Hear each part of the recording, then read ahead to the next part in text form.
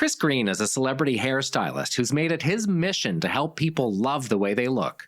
But when it comes to hair care, how do you know where to skimp or splurge? Sylvia and Chris get to the bottom of beauty on a budget.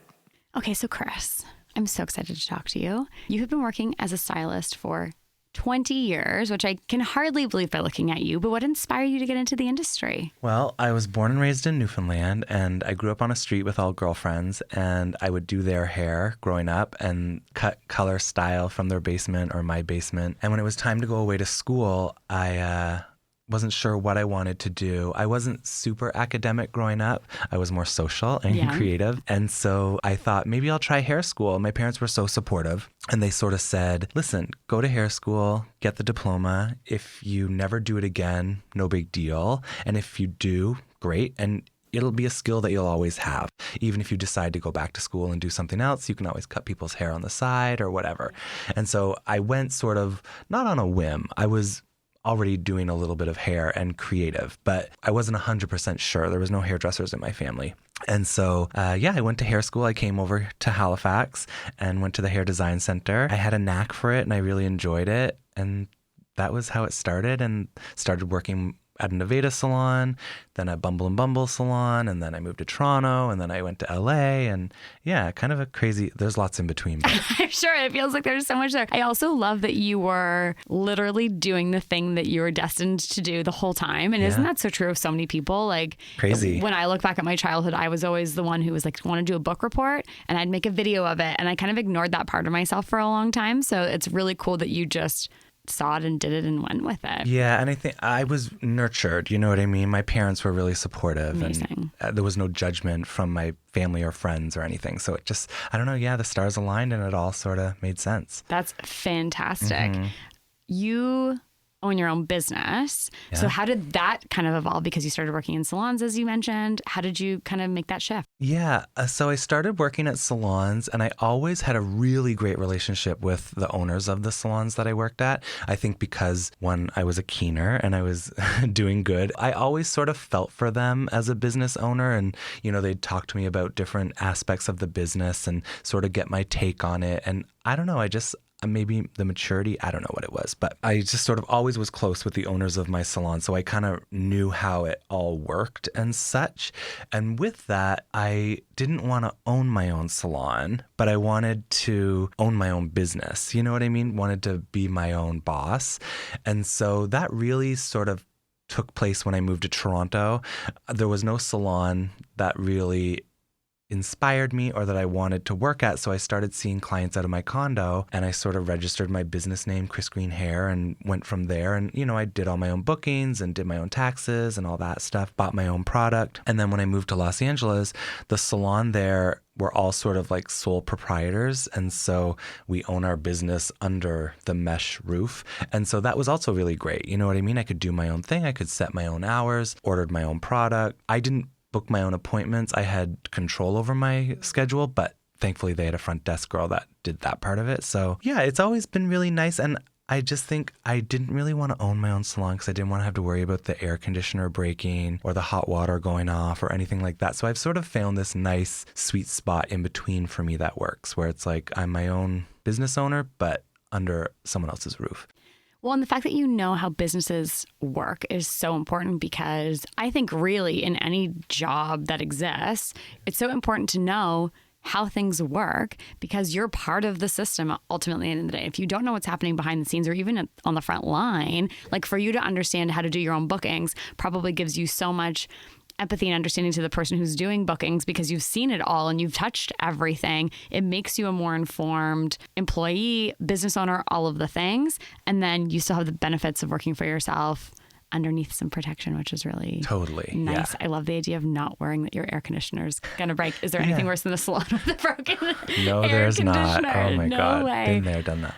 I really was excited to talk to you because I love hair, and we were talking before we started recording about how much I love hair, which is a kind of a silly thing to say, but I really do. Yeah. And I was a young girl trying to figure out their way. And I mean, I grew up when we were ironing our hair with an iron. Yes. Then there was, do you remember the Conair steam flat iron that you'd like put water water in? in. Yeah. I was always playing with like tools and product and stuff, but I was working at the movie theater making who knows how much money. So it wasn't like money was super abundant. And those were the things that like I worked for my own paycheck for. And then I didn't know. I had no idea. I have super fine hair. My mom's Polish. My dad has like wavy, luxurious hair. I didn't get that. I had no idea what I was doing. So over the years, it's really been important to me to learn about product.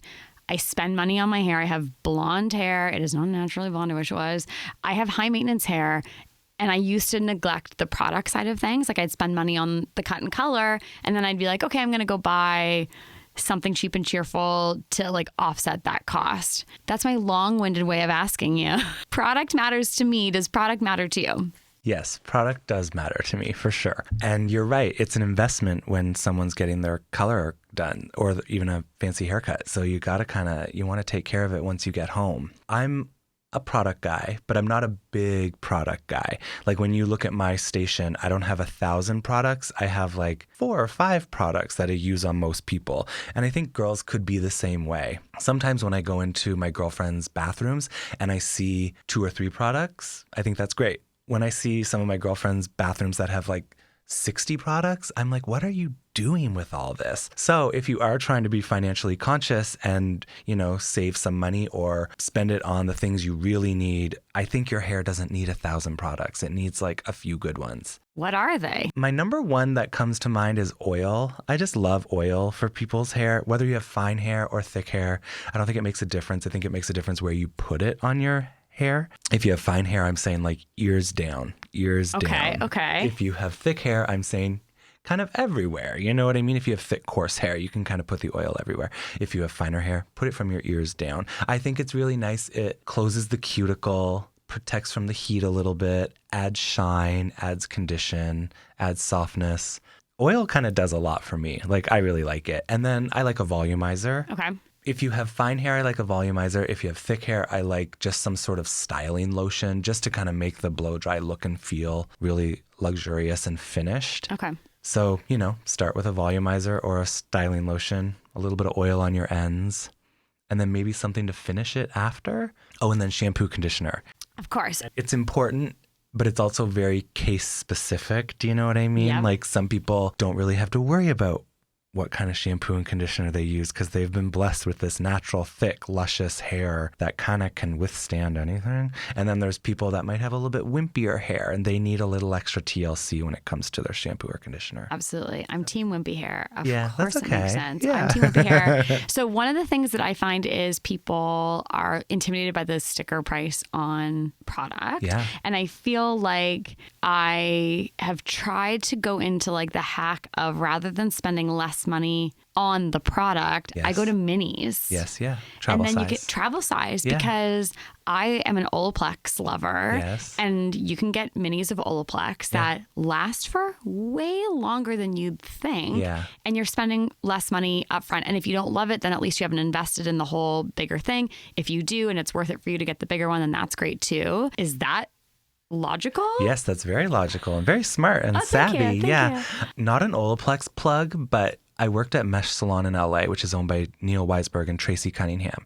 Tracy is the celebrity spokesperson for Olaplex. So we always had Olaplex on hand and we could use it. And we were very lucky to get to use it all the time, whatever we wanted, whenever we wanted. And I will say that stuff does last. It stretches. That shampoo, you do not need very much. I love that you say that because it's very true.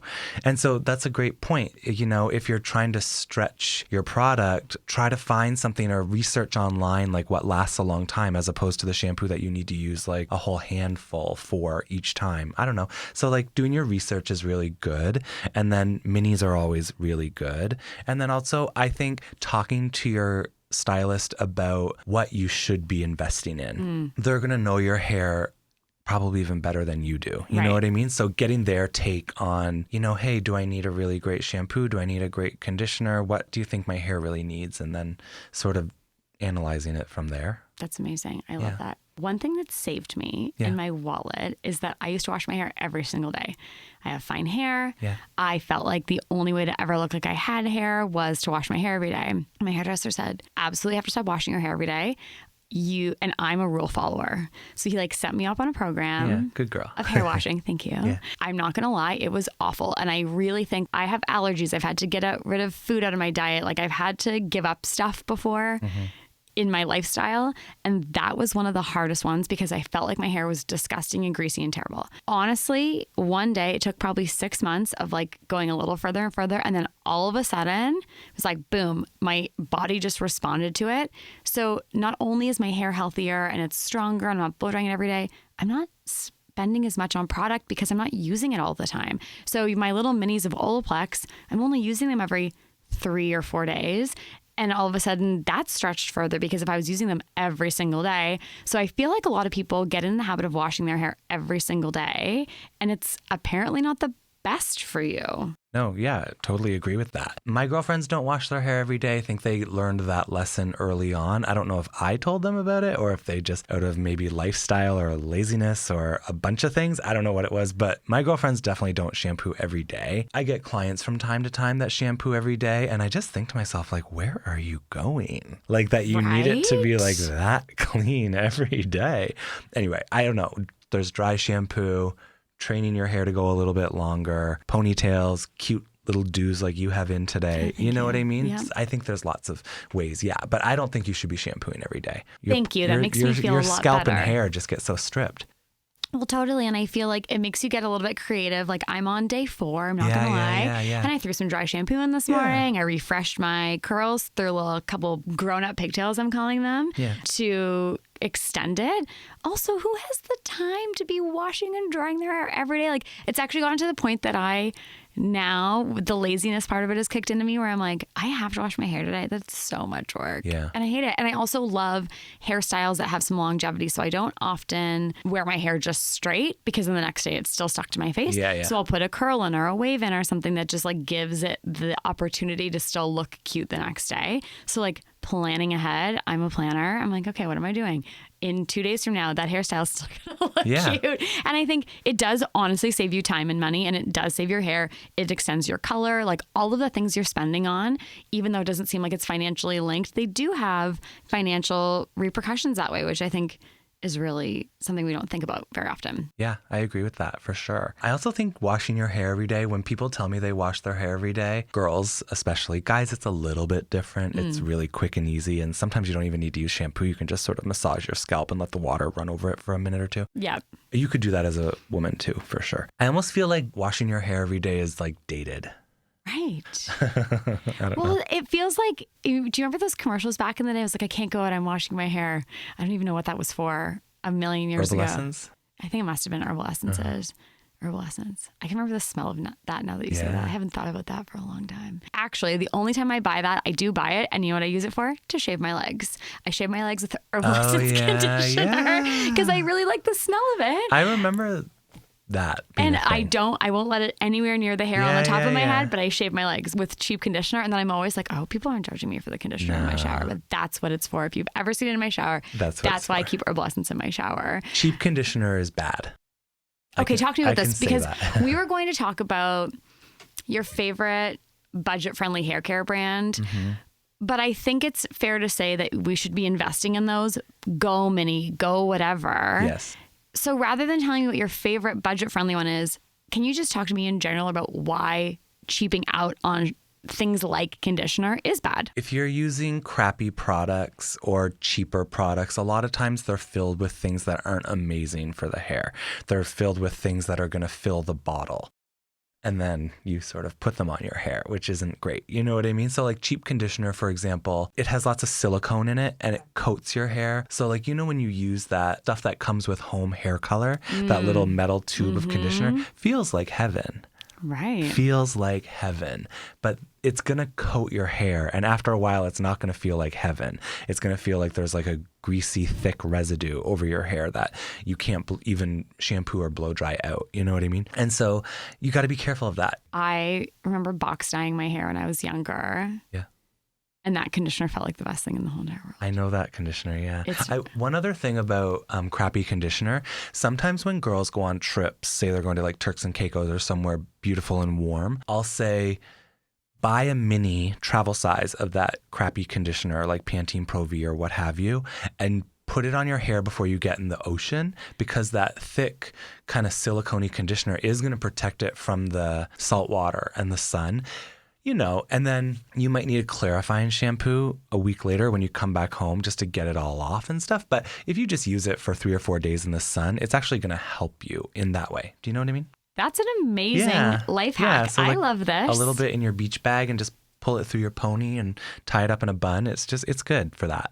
I love that. So you're talking like literally lying on the beach, we're putting on sunscreen, we're putting crappy conditioner on our hair. Yeah, put a little crappy conditioner in your braid or in your ponytail. And then when you hop in the salt water and things, your hair might not feel quite as rough and gross when you get out. Some people like that beachy feel, but it happens to me and I hate it. It can be hard on the hair. Totally. I feel like my hair always needs like a vacation when I come back from a holiday. That's such a good tip. That's really wonderful. And then you're not traveling with like super expensive product, and like that's kind of nice as well too. Yeah. If I were to say one thing about affordable hair care, there is affordable hair care out there now. You know what I mean? Like Kristen S. Do you know who she is? I'm obsessed with Kristen S. I love her too. She has a brand at Target, which is quite good, and it's much more cost effective than maybe some salon brands. You know what I mean? So there are people that are starting to like bridge the gap between crappy hair care and really expensive salon hair care. And I think if you do your research and go online, you can find some of those brands for sure. Amazing. So she's available at will.ca in Canada. Oh, yeah, she is. And I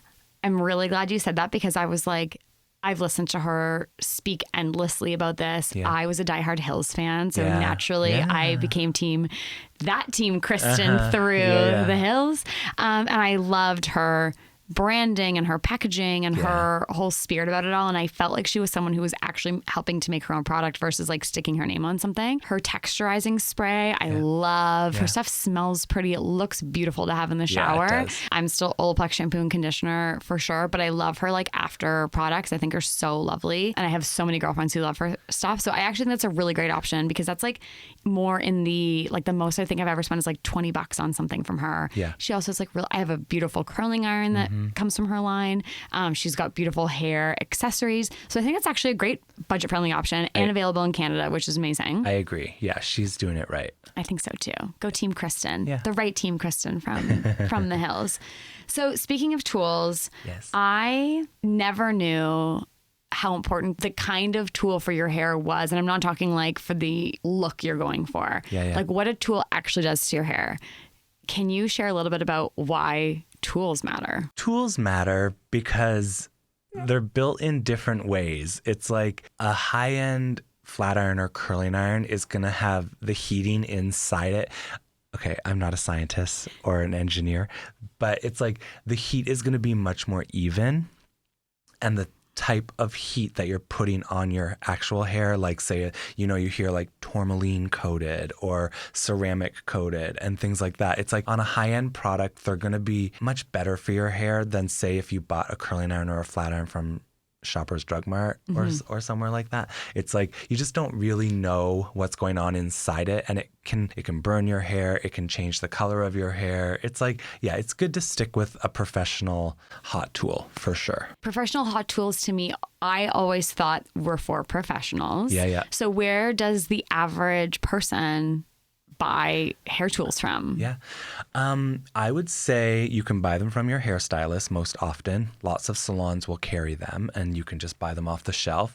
Otherwise, if you're at your hairstylist and you don't see the hot tools around, you could always mention to them one-on-one, like, hey, I'd love to buy a hairdryer or a flat iron or a curling iron. Can you hook me up? And then they can sort of get you what they're using. Also, I know Amazon in the States sells everything. I know in Canada it's a little more limited, but I think you can get those type like hot tools, the brand hot tools. Oh, okay. GHD. Kristen S, I'm sure, will be on well.ca. So you can get them online from your hair salon. If they're not at your hair salon, I would ask your hairstylist if they can potentially get it for you. Ever wonder what sets Atlantic credit unions apart from the big banks? Well, they do banking a little differently. They have all the products and services a big bank does, and sure, they have fees, but they invest their profits back into their communities, which in turn benefits their members and their families. And I think what you're saying is basically your hairstylist is your conduit for understanding like what is great stuff. So if you have a hairstylist that you love, I joke, you said you're not a scientist. I always joke that like my hairdresser is more important to me than my family doctor. You can go into a walk-in clinic, they'll probably figure out what's wrong with you. Making sure your hair is taken care of, like that's a serious situation. Yeah. Obviously, I trust doctors inherently. I know. But you know what I mean? So I feel like person knowing your hair, what it can withhold, how it reacts to things is so important. The next part of that is how hot should you be putting your tools? I always say to my clients and my friends, start on a low setting because you're not going to be that great probably doing the wave or the curl. So it's going to be a slower process. You're going to be holding it longer, trying to figure out how to maneuver your hands and the hair. So a lower heat is better. That way you're not scorching your hair. Once you get really good at it and well versed with your hair, I think you can turn it up high, whip in the curls, and be done. It's crazy. I think this all the time during work. If I were to tap my fingertip on my curling iron, I would burn my finger. I can curl hair all day long. Like hair is very strong. Way stronger than we even think. That's a really good point. Yeah, like it's crazy. You tap your neck with your curling iron, you've got a scar and a burn for like 2 weeks. Always. I'm hurting myself with the curling iron at all times. Yeah, but if you can curl your hair and the hair looks better after you do it. The hair is very strong, so don't be afraid. But I would say you don't want to be giving it excess heat. So it's like if you're slow and not that great at styling your hair, go with a little bit of a lower heat because you're going to be slow and, it's going to be on the hair a lot longer. Yeah. And then as you get better, I say turn that sucker up and just do it quick.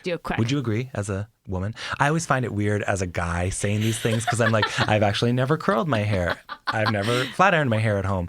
So, but would you agree with that? I think so. I think that, before we started recording, you were teaching me a new hair styling methodology, and that would be, I'd go slower for sure. And I think there are certain tools that I have that I know I can whip through my hair super quickly. I have always do you remember the girl? She ended up on Ellen eventually. She was wrap curling her hair. Yeah, I think of that all the time. So do I. And I'm always like, I don't want to be that girl. And I'm a pathological multitasker. I will do 1,700 things at the same time. So while I'm doing my hair, I'm always thinking about that girl and always doing something else that's going to make me end up like that girl. So I'm very cautious of what I'm doing. You got to be careful. You do have to be careful. So I like going lower and kind of building up, but I've heard of people say like never go hot, but I actually think that's a great tip. Go with what your comfort level is, because to your point, if you're going over your hair for a long period of time with heat, it's going to be more damaging than it's fast. I never thought about how strong your hair was, and that makes me appreciate hair a lot more. Totally. It's quite amazing. Mm-hmm. I said I loved hair earlier. I really love hair still. Yeah. It's crazy how much your hair can handle. Yeah, it's so wild. The coloring, the heat, the brushing. It's crazy stuff. I have another tip about heat styling. Okay. Is when you first start with a new hot tool, I suggest wearing maybe like a long sleeve turtleneck. That way you don't tap your neck or tap your arms. Like, the first couple of times you try it, just sort of, make sure your arms are covered. And if you can cover your neck, cover that too. I am obsessed with you. You've made my jaw drop so many times. You're like, I have another tip. I'm like, give me everything you have in your head. That is so smart, because the amount of times I have had, I just pointed to my wrist to show you that I have a current burn on my wrist. The amount of times I have damaged myself, and not to mention, sometimes if you're just in a rush to go out somewhere, you know what they need to make? A turtleneck robe. Oh. Because then you don't have to mess up your hair when you're done. Yeah. Should we invent that? That would be great. And then that way, because like a sleeve. Yeah, like basically a snuggie. For hairstyling. Okay, we're going to take this. We're going to workshop this. I think there's something here, because I should not be trusted to not burn myself at all times. I've burnt my forehead, and it's usually when you're rushing. Yeah, it is when you're rushing. Someone once told me, take your time. I'm in a hurry. Yeah. And I was like, isn't that the truth? Oh, that's a good one. Because the minute you rush, half of your face gets burnt off. Yeah. And then you're in a real world of hurt, and you're trying to fix that problem on top of rushing out the door. But I love this turtleneck idea because it's hairstyling training wheels. Yeah. I'll get your take on this too. I also usually suggest to my clients that they buy a curling iron that has the clamp. I think you get 2 for 1 when you have the clamp. Yeah. You can do like the wand, you can open it and use the barrel as a wand, but then you can also use the clamp and do more like where you like slide or drag the curling iron out, and then you get more like a elongated beachy wave. And if you're someone that has puffy hair or like kind of gnarly ends on your hair, you can use the clamp to sort of like smooth your ends a little bit. I like a 2-for-1 always. I will tell you, I've never been a fan of the wand. I've bought a couple, never really loved them. I'm team clamp always for that exact reason that you get 2 things for one, but also sometimes I just find for my hair in particular, I like the control of using a curling iron the way it was intended to, but then having the flexibility to wrap or to open it up and have the clamp that way. Yeah. And you don't have as many tools. Like I also can't stand clutter. Yeah, so when you're talking about having like 15 products, like I'm not that person. I have a couple things that I love. I also hate having a million tools, and I've really tried to pare down what I use. I did splurge and get the Amica Waver. Oh yeah. It's giant. It takes up so much room, but I love it. And it's like just sort of like a fun little beach wave, but it does take up a lot of space. Going back to product for 1 second. Yes. One of my favorite budget hacks, and you may completely disagree with me on this, which is fine. I love Batiste Dry Shampoo. I cannot stand when people buy it in single tubes, cans, whatever you want to call it. Costco sells 3 cans of Batiste for $12.99. Wow. It's $8.99 or more. Even at like Walmart, like the cheapest place I've seen it is there in a single can. 3 of them. Dang. And a mini. Wow. So if you're going to buy Batiste, that's for like for my girlfriends, like we all use that. So do my girlfriends. Yes. That is the budget hack for me, is like keep them. You'll have them for a year. You'll spend like $12 a year on dry shampoo. Yeah. I agree. I like Batiste a lot. Oh God. That makes me feel better too. Yeah, my girlfriends use it. I'm not great for dry shampoo because as a hairstylist that works in a salon most times, we're working with clean hair. Right. So I don't use dry shampoo a whole lot, but I think Batiste is great. Amazing. Well, that's my budget hack on Batiste because it's very budget friendly. Yeah. And even budget friendlier at Costco. Yeah. I love Elnet hairspray. Oh, like old school. Mm-hmm. Okay. The unscented one. Where do you even buy that? You can get it everywhere. Walmart, really? Shoppers Drug Mart. It's probably just hiding Amazon, on another shelf. Target. Yeah, it's the gold cans. It has the green label. It's unscented. You have to get the unscented one. The scented one smells very much like old lady perfume. But the unscented one is heavenly, and it's so soft and nice, and it comes out pretty. I just love it. Okay, amazing. This is a great budget-friendly tool too, because hairspray is always one that I never know how much I'm supposed to spend on it. I remember back in the day, it was like very prestigious in university to have Redken hairspray. Oh, yeah. And it was like such a point of pride to be like, look at all my Redken products. I bought that. And now I'm like... And that would have been pricey. So pricey, and that's why it was like felt so proud to own Redken hairspray. And now I'm like, I don't know. So you're saying the Elnet is the... Elnet's good for downdos. Okay. Elnet's not going to stand your hair up or keep an updo in place. I always think girls should have 2 hairsprays. An Elnet, like a soft hold, and then a super strong one to like, you know, if you have a swoopy bang or if you have something that you're really trying to keep in place. But 2 hairsprays underneath your sink. I hate when I go to do people's hair and they don't have any hairspray at their house. You know, if it's an impromptu situation, curl situation or whatever. I'm just like, oh my God, you have no hairspray? You need hairspray. I love that. And I'm not even a big product guy, but I'm like, hairspray you just need. I love it. And so what brand would you recommend for like a more Stronghold hairspray? My favorite Stronghold hairspray is Paul Mitchell's Super Clean Extra. It's so strong. I say you could build a house with it. It's good to have if you're like, you know, when you take that little piece of hair to cover your ponytail, or you have that like swoopy little bang, or like you're trying to get a little volume for like a night out. It's good for Stronghold. And then the Elnet by L'Oreal in the gold can, unscented, is for soft, like beachy waves, just to brush down some flyaways. You can brush through it. You can touch it. It's like a soft hold. I'm totally getting both of these. You will not be mad at me if you ever show up at my house to do my hair.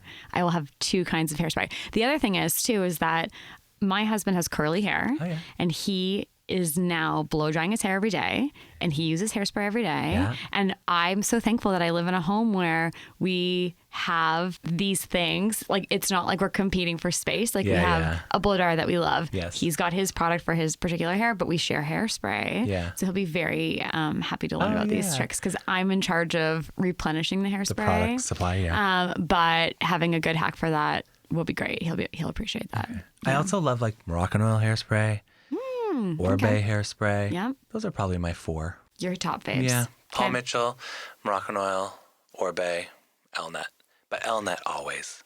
It's so good. Your face is actually I love lighting it. up when you're And it's talking about affordable and Yeah. everyone can buy it. It's not like it's at a special salon or blah, blah, blah. It's like, no. It's accessible, which is amazing because, again, you can splurge on some things and you can save on others, which is actually a great segue into I was going to talk to you about skimping or splurging. Yes. So when it comes to hair tools, Yes. what would you absolutely splurge on from a hair tool perspective? I think it depends on the girl and the hair as well, if that makes sense. So sort of if you're dealing with like a bushel of hair, opposite of your hair. Yes.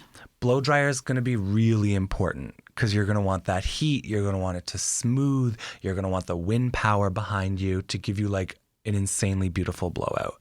And then you're probably going to want a good flat iron too. Whereas if you have limper hair, you're probably going to want to splurge a little bit on volumizer and product because that's inevitably what's going to give you that volume. And then maybe some hot rollers or Velcro rollers, and then maybe a really great curling iron.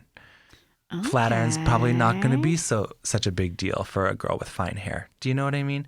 Yeah. So sort of, I also think this goes back to what we were talking about earlier about your hairstylist. Your hairstylist really should be your liaison between your at-home bathroom hairstyling and what they're doing to you at the salon. And like, I don't think girls should be like picking these things themselves. I couldn't agree more. I think you because need a professional to set you up. why wouldn't you trust that? Like, it goes back to my comment about your healthcare professional.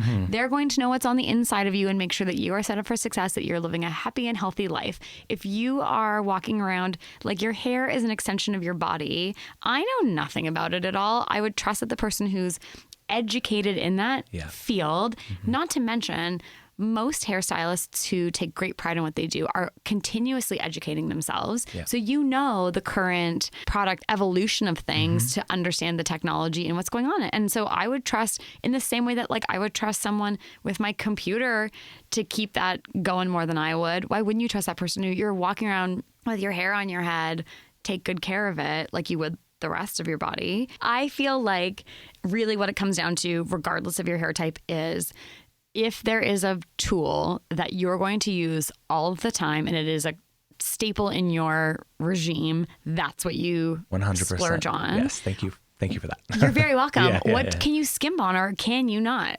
It goes back to that thing about I don't think you need a lot of things. And so if you're not using a lot of things, save your money. Don't buy 6 crappy things. Buy like 2 good things. Right. Like a good blow dryer and a good curling iron. Yeah. Or a good flat iron and a good blow dryer. You know what I mean? But things to skimp on, oh God. Like, I think you skimp on excess. yes, exactly. And I think that's a completely fair thing to say is that you don't need a million things. You're not sitting here saying, spend all the money on all the things. Yeah. You're saying, pare down. It's like the home edit. The home edit ladies would be so happy with you. Like, get rid of those things. And I just did that recently. I got rid of all of these sort of lower end hair tools and I've never even reached for one of them. And now I've got my waver, my flat iron, a curling iron. My blow dryer. But that's it. And that still seems like that's 4 things, but those are 4 things that I use all the time. Yeah. I like that. We can skimp on excess. I think that's very, very important. If I were to say one thing about hair tools or a hair tool that I'm kind of in love with now, I don't use it myself, but my assistant in Los Angeles used it. A lot of my clients use it and I recommend it all the time. You know that Revlon Hot Brush? Yeah, that thing is amazing. I just bought one. I feel like you are my hair fairy Soulmate, godmother who's been sent here to be like, yes, all of your decisions are correct. Yeah. I'm not joking. I bought it 2 weeks ago. Holy smokes. Yeah, my assistant Shelly would come into the salon in LA and I'd be like, did you go to Dry Bar? Like, you look good. Did you get a blow dry? And she's like, no, I've been using this Revlon Hot Brush. She ordered hers on Amazon. I know you can get them at Walmart. They're online everywhere. It is amazing. I will say it is hot. That thing gets, have you used yours? Yeah, I have. It gets very hot. So if you have finer hair or color treated hair, be careful, kind of like, use it. It's not going to burn your hair off, but use it with caution and don't hold it there forever. Okay. It's a hot tool. But it's hot. It works. It's really good. And it's $50. I thought I was being tricked by the universe. Yeah. Someone told me about it. I looked it up online. Then I looked it up the next day, and it was like the hot deal of the day on Amazon. Dang. And I got it for $35. You can't beat it. I couldn't believe it. And I'm not going to lie, the branding, like it's like been refreshed. Oh, yeah. The brush is the same, but like it came in like a pretty box. And the marketer in me was like, oh, okay, you're not messing around. No, they got it figured out. Can't believe how much I love it, especially with fine hair, to have that blowout salon feeling at home for $35, amortized over all of the times I'm going to use it. Great bang for your buck. That's a great budget-friendly tool. I was going to say bold statement, but it stands up against the Dyson Airwrap. I've heard that too. Yeah. Not the fancy schmancy curlers, but like the round brush blow dry. It's perfection. Amazing. And it's kind of shaped like not a circle, not a square. It's like an ovally thing. So you could also use it as a paddle brush. Like, oh, interesting. Yeah, you could just like whip it through the hair. Like It's another 2-in-1. I just love it. It's a great tool. You're making my dreams come true. I feel so much better about every life choice I've ever made sitting here with you. Thank you. This is very validating. I love that one. Yeah. I go in and I get my hair cut and colored and all the things. But is there a service at the salon that you think everyone should be doing that people don't often take advantage of? The first thing that comes to mind is like get a trim. A trim is important. I don't think you need a trim every time, but some girls stretch it way too long. And it's like there's no point to have hair that long if it doesn't look good. Yep. You can have excessively long hair if it looks good, but like if it's gnarly on the ends, it's like just get a trim. So I think trims are really good. That would probably be my number one. I'm thinking like gloss treatments, like when you get like, some people call it a toner, some people call it a gloss. It can have color in it. It can have no color in it. It smooths down the cuticle, makes the hair really shiny. With that said, I don't think I'd recommend it to everybody. Some people, it's like, if you don't have to be putting a chemical on your hair, don't. That's my rule of thumb, but it is a nice one. Is there anything you're wondering about? No, I think trim's such a big one because I feel like as someone who legitimately is going to get my hair done next week and will be getting a trim, you can tell when your hair just doesn't look as polished anymore. And I think sometimes you avoid it because you're trying to grow your hair out or whatever, but you're so right. Like, especially if there's like so many beautiful long bobs floating around and all those things. And it's like such a polished look to just have like fresh, clean ends. Yeah. Even if you're the girl that wants to look like you didn't get a haircut, a trim is important. And like I said, not all the time. I think you can skip your trim from time to time, but like don't go a year without a trim. I like this advice. I think that's excellent. Too long. Yeah. What is your favorite current hair trend? It's not a trend, I don't think. No one's asked me this question in a while, but I sort of think, you know how there were hair trends like the Victoria Beckham or the curtain bang or the this or the that. I think what I love about hair right now is anything goes. There's no rules. You can do a side part, you can do a center part, you can be dark, you can be light, you can be ombre, you can be balayaged, whatever. I just sort of think like with the internet and so many people and so many visuals coming at you, there isn't really like a set trend. I've noticed, I think it's curtain bangs is the thing that keeps popping up on my feed. Well, because J-Lo. Yeah. And like, who doesn't want to be J-Lo right now? But it's so interesting because you're right. Do you remember those books that used to be at the salon? Yeah. And it was like basically there were stock trends. photo. There were actual trends and it was like the Jennifer Aniston or whatever it was. The flippy. Oh, I can like picture this picture in these hair salon magazines. But I feel like it's really interesting that you say that because part of this is the dynamic of the TikTok of it all. Yes. So someone like me who's in my upper mid 30s is like, am I not allowed having a side part anymore? I don't know. I've been trying to center part my hair more. When my roots start to grow in more, a center part is not that cute on me and a side part hides that and it's a bit more forgiving. So I feel like when you get shamed for being a 36-year-old with a side part and wearing skinny jeans, you're like, I don't know what to do anymore. Yeah. So in some ways, I think I asked that question because I personally feel like I'm in a stage where I'm dressing differently than I used to because I don't have a formal office outfit that I need to be wearing. A lot of us have been home for the last almost 2 years. You're not dressing the same way. You'll probably go back, even if you have a more traditional office job, maybe you don't have to go back to work in such stuffy clothes. So does your personal style become a bit more reflected in your day-to-day life, even if you're at work? And therefore, does your hairstyle get reflected in that? And then who are you? So maybe I'm going through a midlife crisis.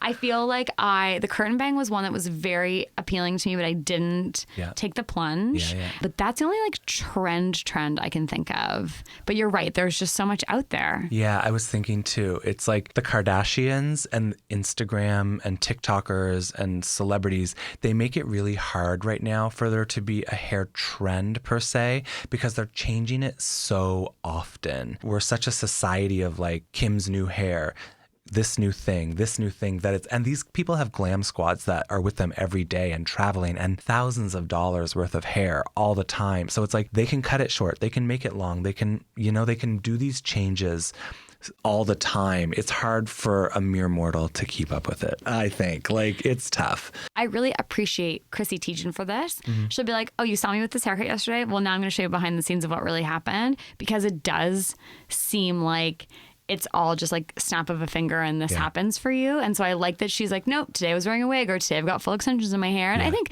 the Kardashians sort of have broken the fourth wall a little bit in that, but they're still like a lot more private about it.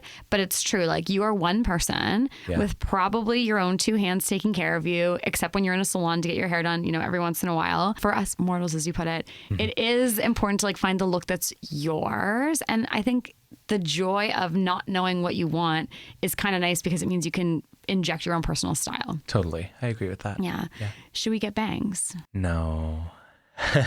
I'm talking people out of bangs every day. Not every day, but bangs are a big deal. Like, they take time to grow out. They change the way you look. I don't know.